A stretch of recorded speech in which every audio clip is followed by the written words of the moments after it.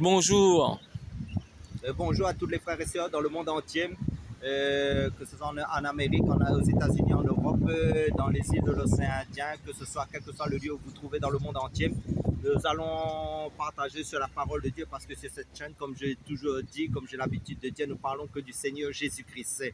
Et en fin de compte, je suis le frère de l'île de la Réunion, docteur enseignant de la parole de Dieu en Yahushua Mashiach, notre Seigneur Jésus-Christ. Nous allons parler sur La victoire dans les pensées. Oui, la victoire dans le combat dans les pensées, qui est le lot de tout chrétien en fin de compte. En fin de compte, nous allons placer ce moment entre les mains du Seigneur avant de commencer notre message. Père, dans le nom puissant du Seigneur Jésus-Christ, merci pour ta grâce, merci encore pour l'opportunité, le privilège que tu me donnes de partager la parole avec mon frère Christophe qui se trouve derrière la caméra de cette chaîne. Oh mon Dieu, mon roi, et nous te glorifions, nous te bénissons pour tout ce que tu vas communiquer, Seigneur, pour que mon frère, ma soeur soit édifié, fortifié en Yahushua Mashiach, notre Seigneur Jésus-Christ, pour son ministère. Amen. Frère Serge, on voit qu'il y a beaucoup de chrétiens qui sont tombés à cause des pensées. On voit que le diable utilise des pensées. On voit qu'il y a beaucoup de personnes, peut-être les chrétiens savent que le diable utilise des pensées. Les pensées dans la Bible, c'est des flèches, ce sont des dents enflammées. Amen.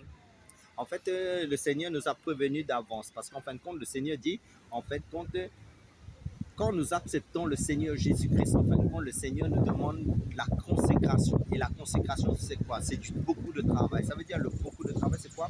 C'est de nous examiner tous les jours pour voir si nous sommes toujours dans la foi. Parce que la foi, c'est quoi? La foi, c'est, comme c'est dit dans Romains chapitre 10, verset 17, la foi vient de ce qu'on entend, ce qu'on entend vient de la parole de Christ. Ça veut dire qu'en fin de compte, il y a plusieurs voix en nous. Il y a la voix de Dieu qui est la parole de Dieu, il y a la voix de la chair et il y a la voix des choses dans le monde. Ça veut dire qu'il y a la voix aussi de toutes les passions de la chair qui peut aussi être interférée avec la voix de Dieu. Donc nous, le travail que nous avons à faire, c'est toujours nous équiper des âmes de la parole de Dieu. Parce que la parole de Dieu dit, comment dire ça, ayez la ceinture de la vérité autour des reins, la cuirasse de la vérité, le casque du salut qui représente la tête. En fin de compte, la tête doit être remplie de la parole de Dieu. Donc nos pensées doivent toujours nous souvenir de la parole de Dieu, comme nous avons parlé dans nos vidéos précédentes, dans Jean chapitre 14. En fin de compte, le Seigneur nous dit, celui qui l'aime, c'est celui qui garde ses commandements. Donc le but, c'est tous les jours, en fin de compte, nous rafraîchir nos pensées dans la parole de Dieu, parce que dans Philippiens chapitre 4 verset 8, il nous dit que tout ce qui est vrai, tout ce qui est juste, tout ce qui est pur, tout ce qui est vertueux, tout ce qui est l'objet, que ce soit l'objet de vos pensées, c'est quoi? C'est la parole de Dieu. Parce que qu'est-ce qui est vertueux, qu'est-ce qui est pur, qu'est-ce qui est vrai? C'est la parole de Dieu, parce que Jésus-Christ, c'est la vérité.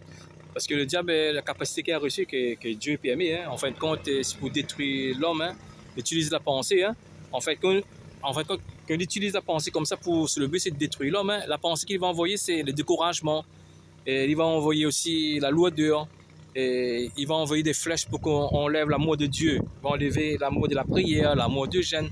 Et frère Serge, c'est ça, c'est ça. Oui, c'est ça. Mais maintenant, le Seigneur nous dit en fin de compte, dans sa parole, ce sont les violents qui s'emparent du royaume des cieux. Ce n'est pas la violence selon physique, je parle. Ça veut dire la violence, c'est quoi? C'est que nous devons rentrer dans la prière quand nous voyons que nos pensées sont troublées, nos pensées sont chargées, nos pensées sont... En fin de compte, de ne pas nous laisser charger, nous être remplis par les pensées de l'ennemi. Rappelez-vous de Judas. Judas a laissé ses pensées remplir par le vol. Et c'est pour ça qu'il a livré, et l'ennemi a eu accès dans sa vie pour livrer Jésus pour 30 pièces d'argent. Rappelez-vous d'Ananias. Ananias, en fin de compte, il a laissé ses pensées et aussi pour garder une partie de sa vente de son terrain alors que tout avait mis leurs biens en commun ensemble. Donc il a gardé une partie. Ça veut dire quoi? Ça veut dire chaque jour le plus grand combat, le plus grand chose que nous avons à surveiller sur nos pensées. Qu'est-ce qui est l'objet de tes pensées? Parce que la parole de Dieu dans le livre de Romains nous dit affectionnez-vous. Ça veut dire s'affectionner, ça veut dire c'est cultiver nos pensées.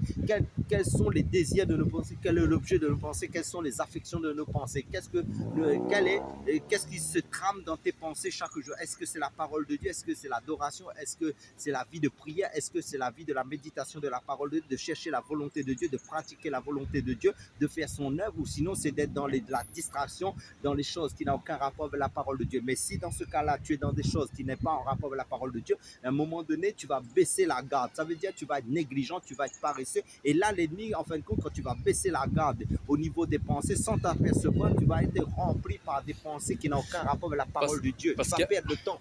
Parce qu'apôtre Paul dit dans Éphésiens 6, verset 11, revêtez-vous de toutes les armes de Dieu afin de pouvoir tenir ferme quand le malin du diable, le tas du salut, le bouclier de la foi, les ceintures de vérité. En fait, quand le bouclier, c'est pour éviter les flèches enflammées. Hein. Amen. En fait, quand l'ennemi va envoyer une flèche de lourdeur, tu vas rouler.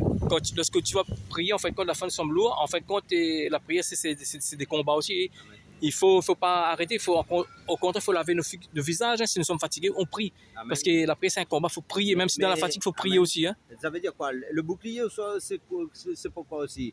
Le bouclier, c'est pour repousser toutes les dents enflammées de l'ennemi. Ça veut dire que ça va ricocher. Mais comment ça va ricocher? Ça veut dire que si tu as la parole de Dieu, tu vas, comme rappelez-vous de l'histoire de la tentation de Jésus dans le désert. L'ennemi vient et lui dit des paroles. Mais Jésus avait la riposte. La riposte, ça veut dire qu'il y avait la parole pour contrecarrer les plans de l'ennemi en disant il est écrit aussi. Ça veut dire quand il a dit et si tu es le Fils de Dieu, transforme ces pierres en pain. Ça veut dire Jésus a dit l'homme ne vivra pas de pain seulement, mais de toute parole qui sort de la bouche de Dieu. Ça veut dire que dans les moments où tu vas baisser la garde, l'ennemi va te dire prouve-moi quelque chose ou sinon fais des choses qui n'a aucun rapport avec la parole de Dieu. Et si tu tombes dans le panneau qui va à l'encontre de la parole de Dieu, ben là tu es dans le contraire. Tes pensées vont être, comment dire ça, manipulables par l'ennemi. Donc dans tes rêves aussi le soir. Par exemple, imagine-toi, si tu ne pries plus pendant un temps, si tu ne médites pas le soir quand tu dors, mais ton esprit, ton homme intérieur n'est plus fortifié, n'est plus nourri par la parole de Dieu. Donc ça veut dire quoi?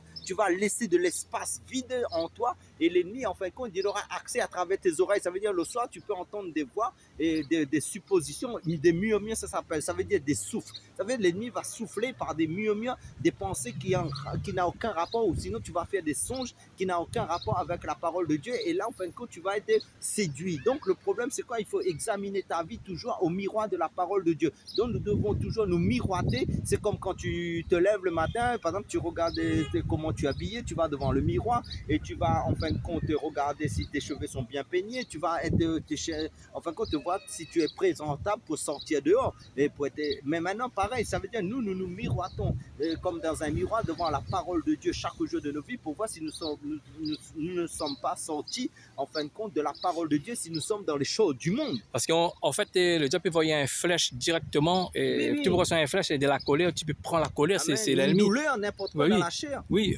en fait, il faut se maîtriser. Ouais. Un mal de tête ou sinon une douleur dans le cou. Et maintenant, si tu ne vas pas dans la prière pour repousser toute cette douleur, par exemple, Dieu nous a dit que voici les miracles qui accompagneront ceux qui ont cru. Ils chasseront les démons, ils imposeront les mains aux malades, ils prieront en langue selon la grâce de Dieu. Dieu les a mis dans leur vie. Mais maintenant, les miracles, c'est quoi? Ça veut dire que quand l'ennemi va t'attaquer dans tes pensées, tu sors du cadre de la parole de Dieu, mais après, il faut reprendre les armes de la parole de Dieu et prier pour toi-même. Donc, avant de prier pour les autres, donc l'ennemi va te travailler aussi en même temps. Ça veut dire que si tu baisses la garde, c'est comme un boxeur. Si tu laisses des ouvertures dans ta garde, en fin de compte, l'ennemi va passer en te boxant et une partie de toi au niveau de la pensée. Donc, quelque part, en croyant aussi que c'est la voix de Dieu, c'est pas la voix de Dieu, c'est la voix de l'ennemi. Parce qu'en fait, pour porter les victoires dans les pensées, il faut méditer de la parole de Dieu. C'est ça, et louer le Seigneur. Et puis aussi, il faut garder les bons enseignements, les bonnes prédications. En fait, quand il faut notre pensée, il faut focaliser sur la parole de Dieu. Amen. Si nous passons plus du temps dans le sens du monde,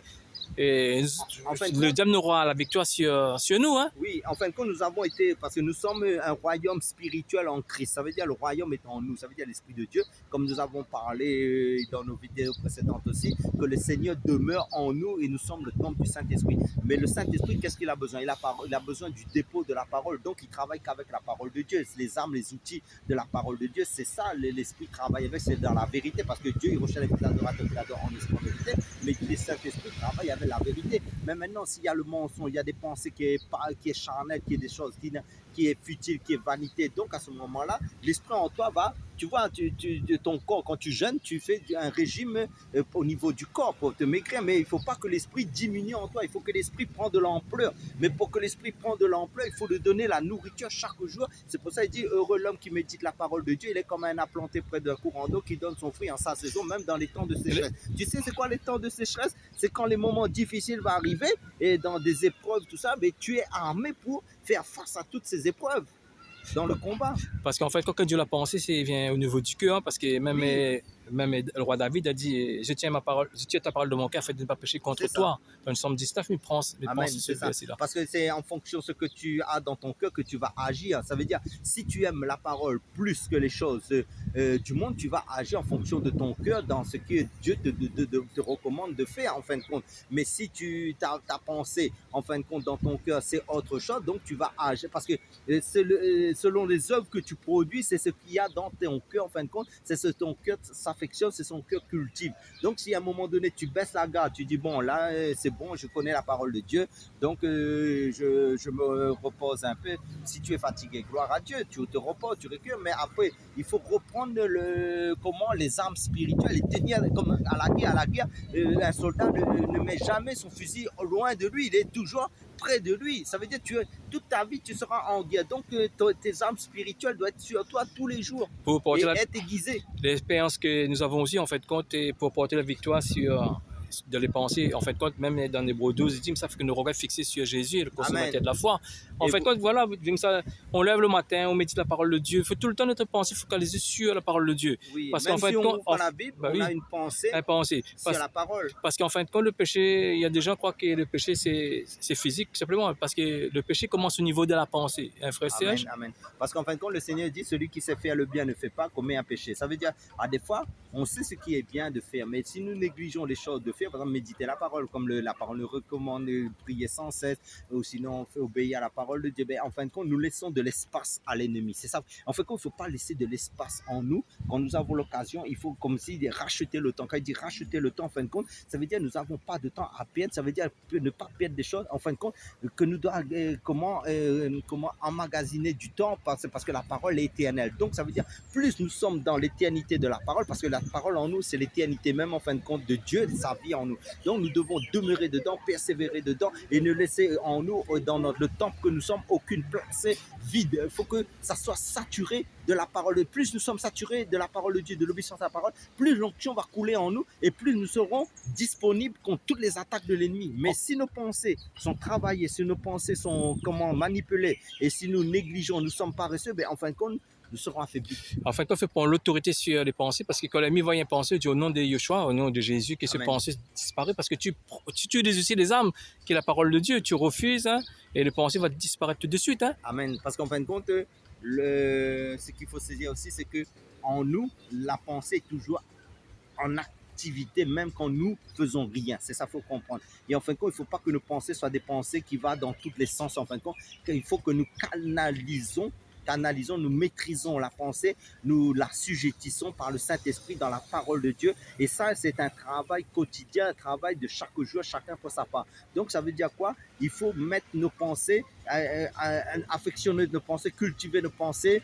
et dans nos cœurs, en fin de compte, dans la parole de Dieu, avoir cet amour, cet appétit grandissant. Et si nous avons perdu l'appétit pour la parole de Dieu, dit Seigneur, renouvelle le zèle que j'avais, mon premier amour en toi dans la parole de Dieu. Ça veut dire qu'il faut revenir au premier amour pour que nos pensées soient toujours ancrées, enracinées dans la parole. Parce que le monde même, les pensées sont souillées, hein, parce qu'en fait, qu'on pense, parce que les pensées sont souillées, qu'on pense, et les femmes, on va chercher les femmes, hein, sont souillées parce que c'est pour ça que je dis. Parce qu'en fin de compte, Proverbe 15, verset 26, les pensées mauvaises sont heureuses à l'Éternel, mais les paroles agréables sont pures à ses yeux. En fait, on peut prier aussi l'Éternel qu'il puisse et purifier, sanctifier notre cœur. C'est le secret, c'est la Bible. La Bible, c'est un purificateur qui va purifier notre pensée, purifier notre cœur, des pensées de sainteté, des pensées de pureté. Lorsqu'on va prier, Dieu va exaucer notre prière. Même quand on pense, Dieu va exaucer nos prières. Même pas besoin d'ouvrir notre bouche et le Seigneur va exaucer nos prières parce que notre cœur est pur dans la sainteté. Le secret, c'est la parole de Dieu, la prière, la méditation, la louange. Regardez aussi surtout des bons enseignements des frères et ceux qui prêchent aussi. Hein. Voilà, c'est pour ça qu'en fin de compte, nous devons être saturés, remplis du Saint-Esprit, comme dans Ephésiens 5, 18 nous dit, ne vous enivrez pas de vin, c'est la débat, mais soyez ivres de l'Esprit par des chants, des cantiques d'Esprit. En fin de compte, si nos pensées sont remplies, aucune pensée ne peut entrer dedans, c'est ce que je veux dire. Ça veut dire qu'il faut que nous-mêmes, chacun de nous, est les garants de son propre cœur, de ses propres pensées. Donc, ça veut dire quoi?